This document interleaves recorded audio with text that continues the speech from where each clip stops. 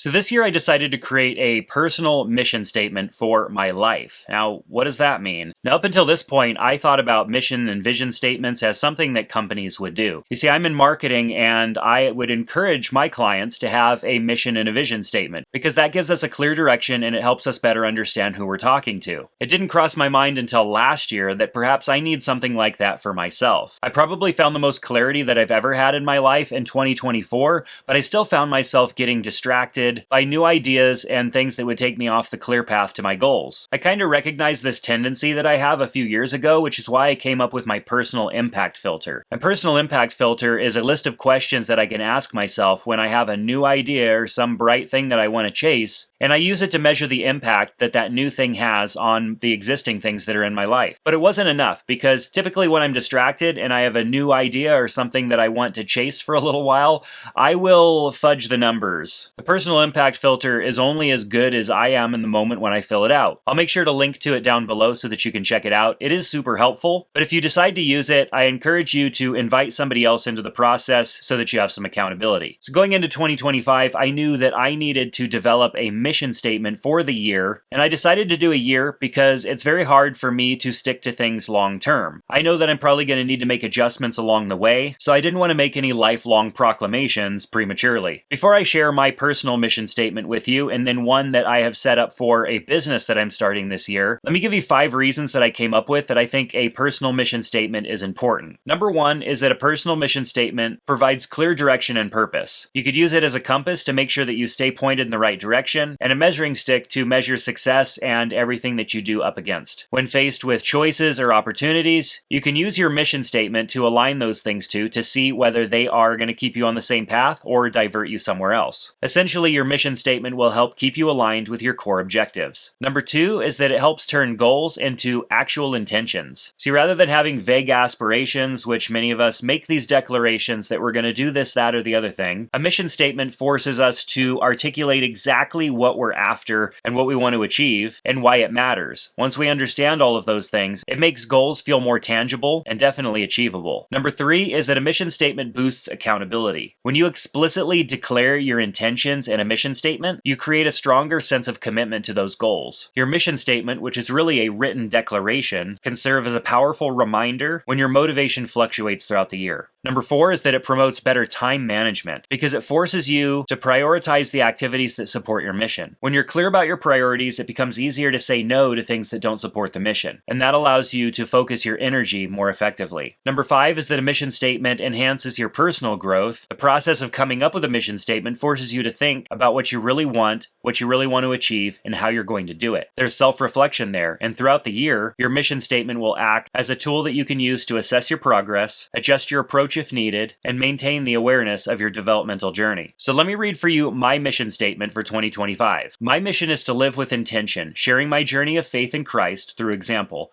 Through creating content and living authentically, I will show others the path to personal sovereignty.